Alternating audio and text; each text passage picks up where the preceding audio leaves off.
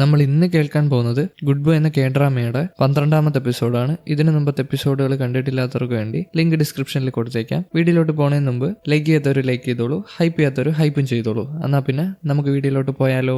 എപ്പിസോഡിന്റെ ആരംഭത്തിൽ തന്നെ വില്ലൻ ആ കണ്ടെയ്നറിൽ കിടന്ന് കരഞ്ഞ് ആ കണ്ടെയ്നറിനെ ഇട്ട് ഇടിക്കുകയാണ്. അന്നേരം അവൻ ഒരു ഫ്ലാഷ് ബാക്കിലോട്ട് പോകുന്നുണ്ട്. അതായത് അവൻ ചെറുപ്പകാലത്തിൽ സിവിൽ സർവീസ് എക്സാം ഒക്കെ ഒഴിവാക്കി ആ സ്മഗ്ലറുമായിട്ട് ചേർന്ന് കച്ചവടം നടത്തുകയാണ്. അതായത് സ്മഗ്ലറിന്റെ സഹായിയായിട്ട്. ഇപ്പൊ സ്മഗ്ലറിനെ കാണാൻ പോവുക.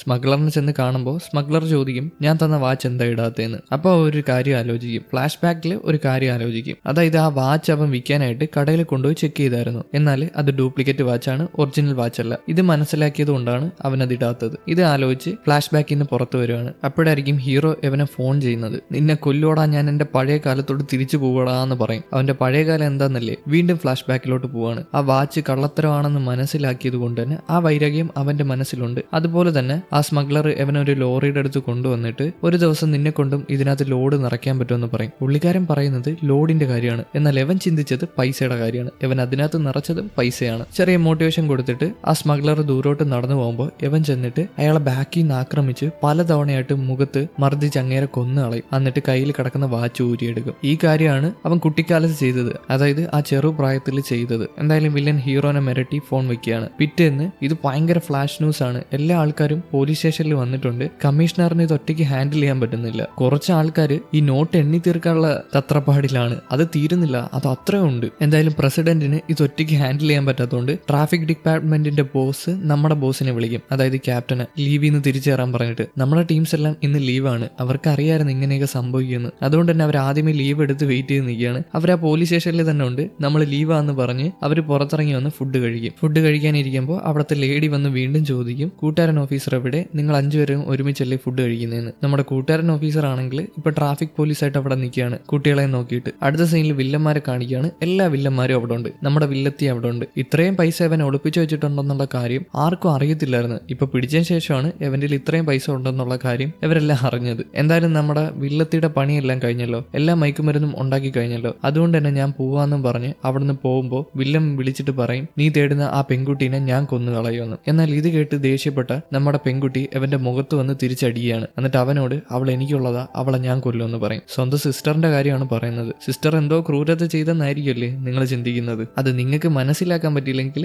ഞാൻ പിന്നെ പറഞ്ഞുതരാം. ഇനി അവളെ നിനക്ക് വേണമെങ്കിൽ നീ എനിക്ക് വേണ്ടി ഇനിയും പണിയെടുക്കണം. നമ്മളെ കോൺട്രാക്ട് ഒന്നും കൂടെ നീട്ടി നീ ഇനിയും മയക്കുമരുന്ന് ഉണ്ടാക്കി തരണമെന്ന്. എന്നാൽ അവൾക്ക് അത് ഇഷ്ടപ്പെടത്തില്ല. അവൾ ഇപ്പം മുഖത്തടിച്ചില്ലേ, അതുകൊണ്ട് തന്നെ വില്ലൻ ദേഷ്യപ്പെട്ടിട്ട് അവളുടെ കഴുത്തിന് കുത്തിപ്പിടിച്ച് അവിടുത്തെ ഡെസ്കിന് ചേർത്ത് വെച്ചേക്കുകയാണ്. എന്നാലും നമ്മുടെ റഷ്യൻ മാഫിയയ്ക്ക് അവളെ ഇഷ്ടമാണല്ലോ. ഇത് കണ്ടു നിൽക്കാൻ അവനെ കൊണ്ട് പറ്റുന്നില്ല. അവൻ തോക്കെടുത്ത് വില്ലന് നേരെ ചൂണ്ടും. എന്നാൽ ഇവൻ ചൂണ്ടിയത് കൊണ്ട് തന്നെ അവന്റെ കഴുത്തിൽ മുടിയൻ കത്തിവെക്കും. നീ ഒന്ന് പൊട്ടിച്ചു നോക്കടാ, നിന്നെ ഞാൻ തീർക്കുമെന്ന് പറഞ്ഞിട്ട്. എന്തായാലും വില്ലൻ വെറുതെ വിട്ടത് കൊണ്ട് തന്നെ, അതായത് വില്ലത്തിയെ വെറുതെ വിട്ടത് കൊണ്ട് തന്നെ റഷ്യൻ മാഫിയ വില്ലനെയും വെറുതെ വിടും. അതുകൊണ്ട് തന്നെ മുടിയൻ റഷ്യൻ മാഫിയനെയും വെറുതെ വിടും. ഇതിനുശേഷം നമ്മുടെ കൂട്ടുകാരൻ പോലീസ് ഓഫീസർ ജോലിയൊക്കെ കഴിഞ്ഞ് വീട്ടിലോട്ട് തിരിച്ചു വരുമ്പോൾ വീട്ടിലാണെങ്കിൽ ആകെ കളിയും ബഹളമൊക്കെ. ചെന്ന് നോക്കുമ്പോൾ നമ്മുടെ ടീംസ് എല്ലാം അവിടെ വന്ന് കുട്ടികളുമായിട്ട് കളിക്കുകയാണ്. ആ വീട്ടിൽ 4 കുട്ടികളുണ്ട്. ഭയങ്കര ബഹളമാണ് കേട്ടോ. അതുമല്ല നമ്മുടെ എക്സ് ആണെങ്കിൽ കുട്ടികൾക്കെല്ലാം കളിപ്പാട്ടം വാങ്ങിച്ചുകൊണ്ട് വന്നിട്ടുണ്ട്. അത് വെച്ചാണ് കളിക്കുന്നത്. അതിന് നമ്മുടെ കൂട്ടുകാരൻ പോലീസ് ഓഫീസർ നന്ദിയും പറയുന്നുണ്ട്. പിന്നീട് ഇവരെല്ലാരും കൂടെ ഒരുമിച്ചിരുന്ന് ഫുഡ് കഴിക്കുകയാണ്. ഫുഡ് കഴിക്കുന്ന സമയം കൂട്ടുകാരൻ പോലീസ് ഓഫീസർ ഒരു കാര്യം പറയും. അതായത് അവൻ പ്രൊമോഷന് വേണ്ടി അപ്ലൈ ചെയ്തിട്ടുണ്ട്. അതുകൊണ്ട് തന്നെ അധികം വൈകാതെ സ്ഥലം മാറിപ്പോകുമെന്ന്. ഫുഡൊക്കെ കഴിച്ചു കഴിഞ്ഞ് നമ്മുടെ ക്യാപ്റ്റൻ ആണെങ്കിൽ കരഞ്ഞ് കുടിച്ച് ഫിറ്റായിട്ടാണ് പുറത്തിറങ്ങി വരുന്നത്. ക്യാപ്റ്റന് നല്ല വിഷമമായി. കാരണം എന്താന്ന് വെച്ചാൽ കൂട്ടുകാരൻ പോലീസ് ഓഫീസർ ട്രാൻസ്ഫർ വാങ്ങി പോവല്ലേ. കാരണം എന്താന്ന് വെച്ചാൽ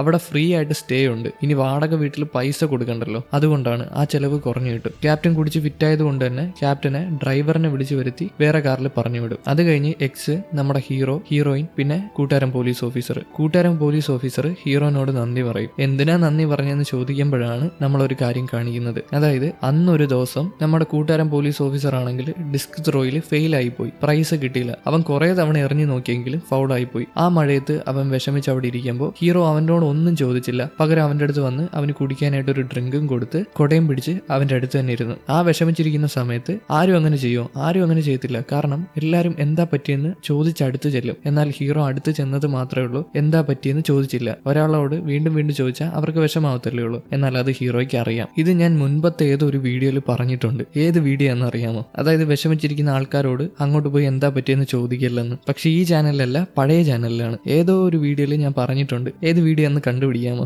എന്തായാലും വീണ്ടും പ്രസന്റിലോട്ട് വന്നാൽ എന്നാൽ നമ്മുടെ കൂട്ടുകാരൻ പോലീസ് ഓഫീസർ അവനോട് നന്ദി പറയാണ്, അവനോട് ഒരു കാര്യം ചോദിച്ച് ബുദ്ധിമുട്ടിപ്പിക്കാത്തതുകൊണ്ട്. പിന്നീട് ടാറ്റ പറഞ്ഞ് അവരെല്ലാരും കൂടെ തിരിച്ചു പോവാണ്. നമ്മുടെ ഹീറോയിൻ ഒരു കാര്യം പറയും, നീ വീട്ടിൽ പൊയ്ക്കോ, എനിക്ക് എക്സിനോട് ഒരു കാര്യം പറയാനുണ്ടെന്ന്. എന്നാൽ ഹീറോ അതെന്താന്ന് ചോദിക്കുമ്പോൾ, നീ വിചാരിക്കുന്ന കണക്കൊന്നുമല്ല, ഞാൻ എന്തായാലും പറഞ്ഞിട്ട് നിന്നെ വിളിക്കാന്ന് പറഞ്ഞ് അവനെ പറഞ്ഞു വിടും. അത് കഴിഞ്ഞ് എക്സിനോട് എന്തോ ഒരു കാര്യം പറയാൻ വരുമ്പോൾ എക്സ് പറയും, ഇന്ന് എനിക്ക് കേൾക്കണ്ട, ഞാൻ ഇന്ന് ഭയങ്കര ക്ഷീണത്തിലാണ്, പിന്നെ കേൾക്കാന്ന്. എന്താ പറയാൻ വന്നതെന്ന് മനസ്സിലായല്ലോ. ഇത് എക്സിന് എന്താ പറയാൻ വന്നതെന്ന് നേരത്തെ തന്നെ മനസ്സിലായി, അതുകൊണ്ട് തന്നെയാണ് അവൻ ഇന്ന് പറയണ്ടെന്ന് പറഞ്ഞത്. അടുത്ത സീനിൽ നമ്മുടെ കമ്മീഷണർ വെപ്രാളപ്പെട്ട് വില്ലനെ വന്ന് കാണും. കമ്മീഷണർ താമസിച്ചു പോയല്ലോ, അതുകൊണ്ട് തന്നെ തൊട്ടടുത്ത് നിൽക്കുന്ന ചീഫ് പ്രോസിക്യൂട്ടറിന്റെ മുഖത്ത് നോക്കി ഒറ്റ അടിയാണ് ആര് വില്ലൻ. നീ എന്താടാ താമസിച്ചു പോയെന്ന് ചോദിച്ചിട്ട്. കമ്മീഷണറിന് കൊടുക്കാൻ വെച്ചിരുന്ന അടിയാണ് ചീഫ് പ്രോസിക്യൂട്ടറിന് കൊടുത്തത്. തലപ്പത്തിരിക്കുന്ന ആൾക്കാരെല്ലാരും അവന്റെ കൺട്രോളിലാണ്. ഇതെല്ലാം കഴിഞ്ഞിട്ട് കമ്മീഷണറിന് വെള്ളം ഒഴിച്ചു കൊടുക്കും. അന്ന് വെള്ളം ചോദിച്ചിട്ട് ഇപ്പോഴാണ് ഒഴിച്ചു കൊടുക്കുന്നത്. ഇവിടെ സീൻ കട്ട് ചെയ്താൽ അടുത്ത സീനിൽ നമ്മുടെ ഹീറോനെ കാണിക്കുകയാണ്. ഹീറോ അവന്റെ ബോക്സിംഗ് ജിമ്മിൽ വരുമ്പോഴത്തേക്കും അവന് തല ഇറക്കം അനുഭവപ്പെടുകയാണ്. അപ്പോഴാണ് അവന്റെ ഫോണിലോട്ട് ഹീറോയിൻ വിളിക്കുന്നത്. എന്നാൽ അവനെ കൊണ്ട് എടുക്കാൻ പറ്റുന്നില്ല.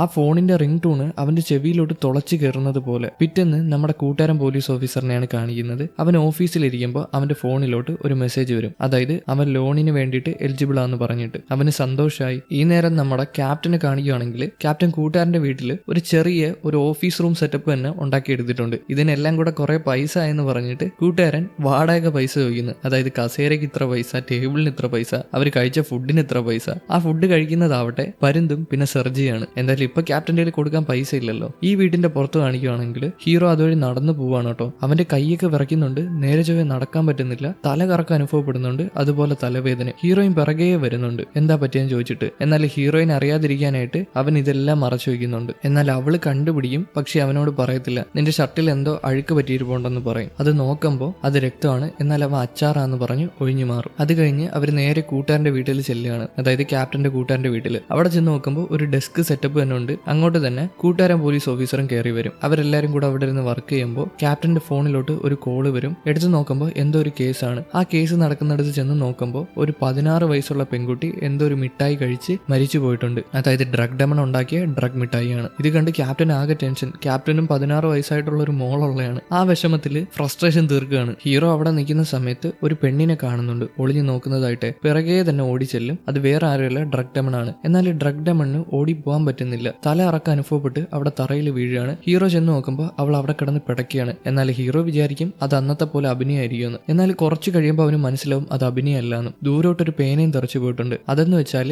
ബ്ലഡ് ഷുഗർ ലെവല് കുറയുമ്പം എടുക്കുന്ന ഒരു ഇഞ്ചക്ഷനാണ്. അത് ഹീറോ വന്ന് അവളെ നേരെ പിടിച്ചിരുത്തി എടുത്തു കൊടുക്കും. ഇപ്പൊ അവളുടെ ജീവൻ രക്ഷിച്ചത് ഹീറോയാണ്. അതുമാത്രമല്ല പോലീസിനെ വിളിച്ച് പറയും എവള് കാരണമാണ്, എവളുടെ മിഠായി കാരണമാണ് ഒരു കുട്ടി മരിച്ചേക്കുന്നത്. ആ ദേഷ്യം ഹീറോയ്ക്കുണ്ട്. പോകുന്ന സമയത്ത് അവള് സോറി പറയുന്നുണ്ട്. എന്തായാലും പോലീസ് അവളെ പിടിച്ചോണ്ട് പോവുകയാണ്. ഈ നേരം നമ്മുടെ എക്സ് ആണെങ്കിൽ ഒരു ഓഫീസിൽ വന്ന് അന്വേഷിച്ചിട്ട് നമ്മുടെ ക്യാപ്റ്റനെ വിളിച്ച് പറയും ഗോൾഡൻ മണ്ണീനെ നാളെ കേസിന്റെ ആവശ്യത്തിനായിട്ട് എങ്ങോട്ടോ കൊണ്ടുപോകണമെന്ന്. അത് കഴിഞ്ഞ് ക്യാപ്റ്റൻ ഹീറോനെയും കൂട്ടുകാരൻ പോലീസ് ഓഫീസറിനെയും ഒരു ടീമാക്കും പോയി അന്വേഷിക്കാനായിട്ട്. അതായത് ഈ മിഠായി എവിടെയൊക്കെ ഉണ്ടെന്ന് അറിയാനായിട്ട്. ഈ സിറ്റി മൊത്തം വ്യാപിച്ച് കിടക്കുകയാണിത്. അത് ഓരോ സ്ഥലത്ത് പോയിട്ട് ഓരോ ആൾക്കാരോട് ചോദിക്കണം. അതുകൊണ്ട് ആ പണിക്ക് നമ്മുടെ കൂട്ടുകാരൻ പോലീസ് ഓഫീസറിനെ ഹീറോനെയാണ് പറഞ്ഞു വിടുന്നത്. ക്യാപ്റ്റൻ വേറെ എങ്ങോട്ടോ പോകും. പിന്നെ നമ്മുടെ ഡ്രഗ് ഡെമണിനെ കൊണ്ടുപോയ ടീംസ് വേറൊരു വാനിലാണ് പോകുന്നത്. അത് വേറെ ആരുമല്ല, നമ്മുടെ ക്യാപ്റ്റന്റെ കൂടെ എതിരാളിയായിട്ടുള്ള ഓപ്പോസിറ്റ് ഡിപ്പാർട്ട്മെന്റിലെ ക്യാപ്റ്റനൊക്കെയാണ്. ഇവിടെ വില്ലന്മാരെ കാണുകയാണെങ്കിൽ അവിടെ 3 അമ്മമാരേ ഉള്ളൂ, കോച്ച്, വില്ലൻ, പിന്നെ മുടിയൻ. അവിടെ വെച്ച് തന്നെ നമ്മുടെ ഹീറോയെ തീർക്കാൻ പ്ലാൻ ഇടുകയാണ്. അത് ചെയ്യേണ്ടതാവട്ടെ കോച്ചാണ്. കോച്ചിനോട് അത് ചെയ്യാൻ പറയാണ്. ഈ നാറി അത് ചെയ്യോ? അങ്ങനെ ചെയ്ത അവനെ സാറെന്ന് വിളിക്കാൻ കൊള്ളത്തില്ല. ഈ നേരം നമ്മുടെ ഹീറോയും കൂട്ടുകാരൻ ഓഫീസറും കൂടെ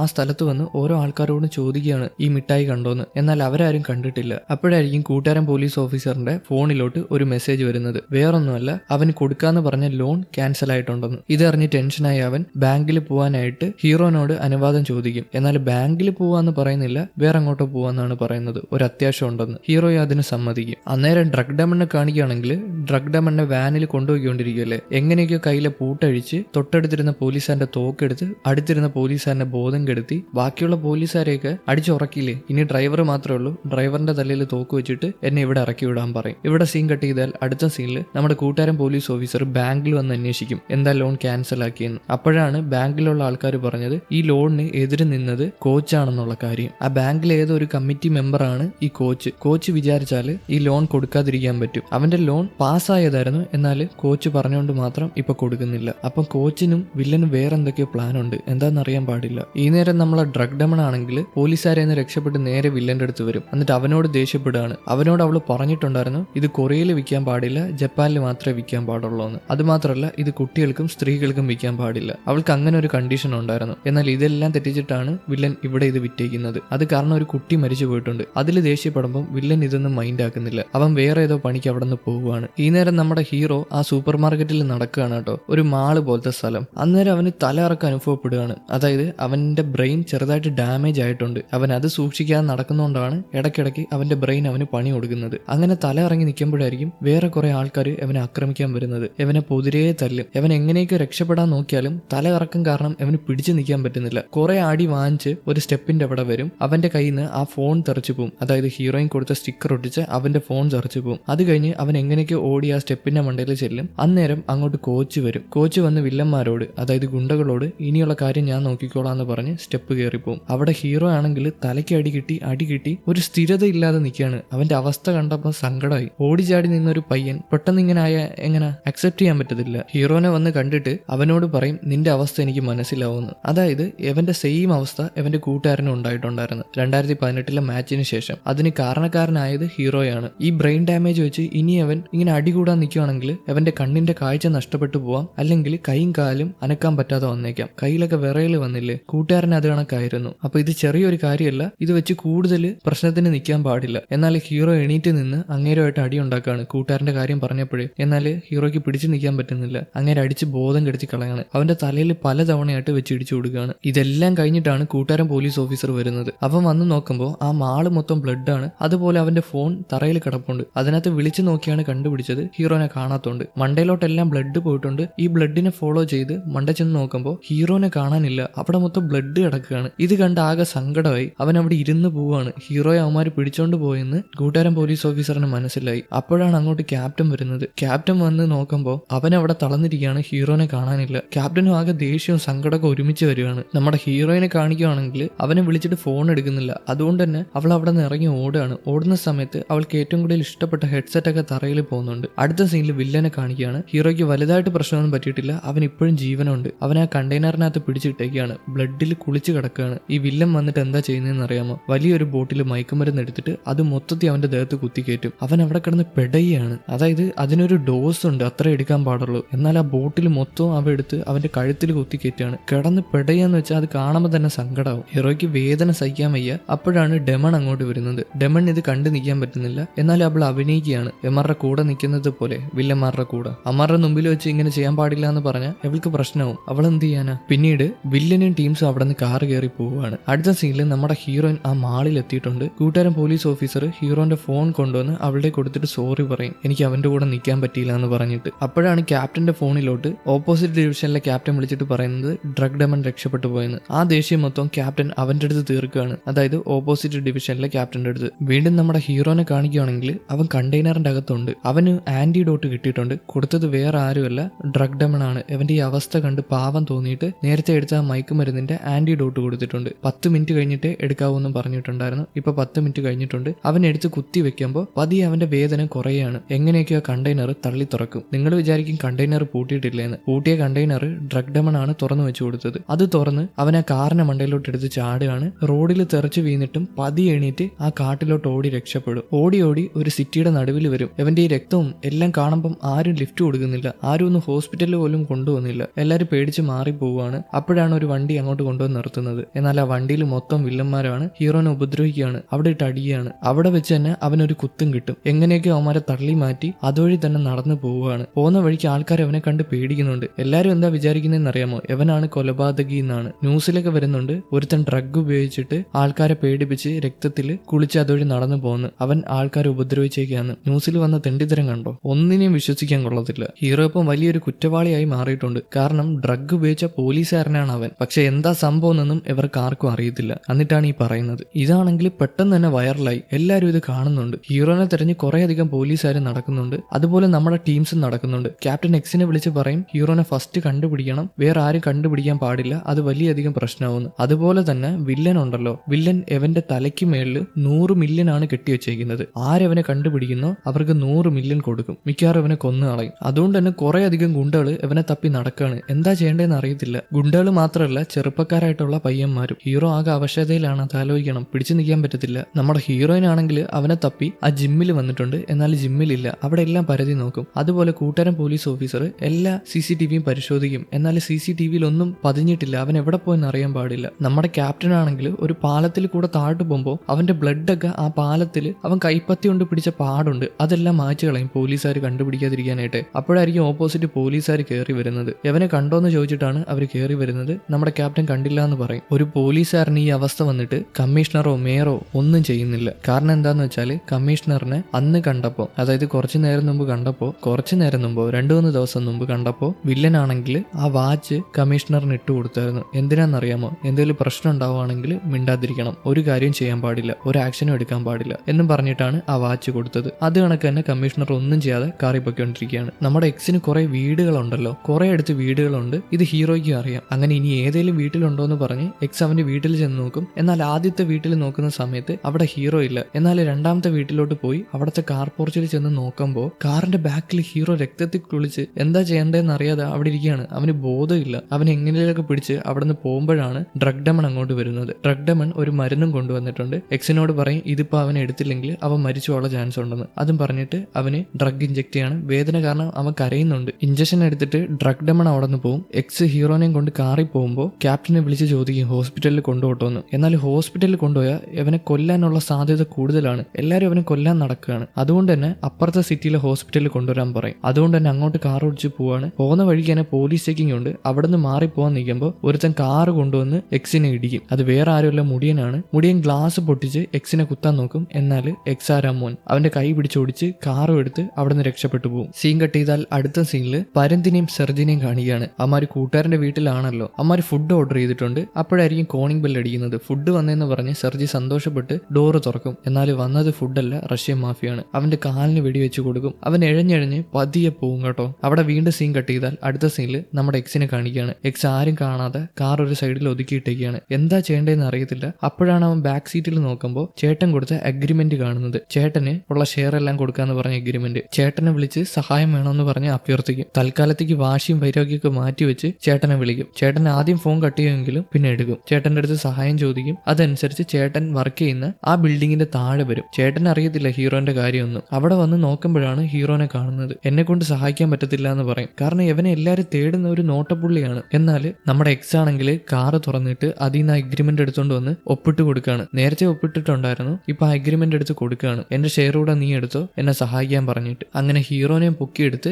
ചേട്ടന്റെ ബിൽഡിങ്ങിൽ വരും. അവിടെ വന്ന് ഹീറോനെ ഒരു റൂമിൽ കിടത്തി ഡോക്ടറിനെയും വിളിച്ച് പരിചരിക്കും. ഡോക്ടർ പറയും അവനെ എത്രയും പെട്ടെന്ന് ഹോസ്പിറ്റലിൽ എത്തിക്കാൻ പറ്റുമെങ്കിൽ അത്രയും നല്ലതെന്ന്. അപ്പോഴായിരിക്കും നമ്മുടെ ക്യാപ്റ്റന് ഹീറോയിനൊക്കെ അങ്ങോട്ട് കയറി വരുന്നത്. എല്ലാവരും സങ്കടപ്പെട്ട് ഹീറോന്റെ ചുറ്റും കൂടും. ഹീറോയിനാണ് കൂടുതൽ വിഷമം. അവന്റെ അടുത്ത് പോയിരുന്ന് കരയാണ്. അപ്പൊ ക്യാപ്റ്റൻ ചോദിക്കും നിന്റെ ബ്രദറിനെ വിശ്വസിക്കാൻ പറ്റുമെന്ന്. എക്സിനോടാണ് ചോദിക്കുന്നത്. എക്സ് പറയും വിശ്വസിക്കാൻ പറ്റും, ഒരു വാക്ക് കൊടുത്താൽ അവൻ പാലിക്കാതിരിക്കത്തില്ല എന്ന്. അപ്പോഴായിരിക്കും ബ്രദർ അങ്ങോട്ട് കയറി വരുന്നത്. നീ ഈ ഒരു കാര്യത്തിന് വേണ്ടി ഷെയർ എല്ലാം വിട്ടുകൊടുക്കുന്നത് നിനക്ക് വർത്തായിട്ട് തോന്നുന്നുണ്ടോ എന്ന് ചോദിച്ചിട്ട് അവിടെ നിന്ന് ഇറങ്ങിപ്പോകും ബ്രദർ. അതുമാത്രമല്ല ഇനി 3 ദിവസമേ ഇവനിവിടെ നിൽക്കാൻ പറ്റത്തുള്ളൂ. 3 ദിവസമേ ബ്രദർ ഇവനിവിടെ താമസിപ്പിക്കാനായിട്ട് അനുവാദം കൊടുത്തിട്ടുള്ളൂ. അതിനുള്ളിൽ ഹീറോനെ എങ്ങോട്ടെങ്കിലും മാറ്റണം. ഹീറോയിനാണെങ്കിൽ ഹീറോനെ വിളിക്കുന്നുണ്ട്. ഹീറോയിന്റെ വിളി കേൾക്കുമ്പോൾ ഹീറോ നോക്കും. അവൻ ഇപ്പോഴും മുഖത്ത് ആ ചിരി കൊണ്ടുവരാൻ നോക്കുന്നുണ്ട്. അതായത് ഹീറോയിനെ കാണുമ്പം അവൻ പ്രത്യേകമായിട്ടൊരു ചിരി ചിരിക്കുമല്ലോ, അതിനർത്ഥം അവന് അവളെ അത്ര ഇഷ്ടമാണെന്നാണ്. അവന്റെ വേദന മറച്ചു വയ്ക്കാൻ നോക്കുന്നുണ്ട്. ഇതെല്ലാം അവസാനിപ്പിക്കണമെങ്കിൽ ഒറ്റ വഴിയേ ഉള്ളൂ, വില്ലനെ പിടിക്കണം. അതവർക്ക് മനസ്സിലാവുകയാണ്. അതുകൊണ്ട് തന്നെ ഹീറോയിൻ കാർ എടുത്ത്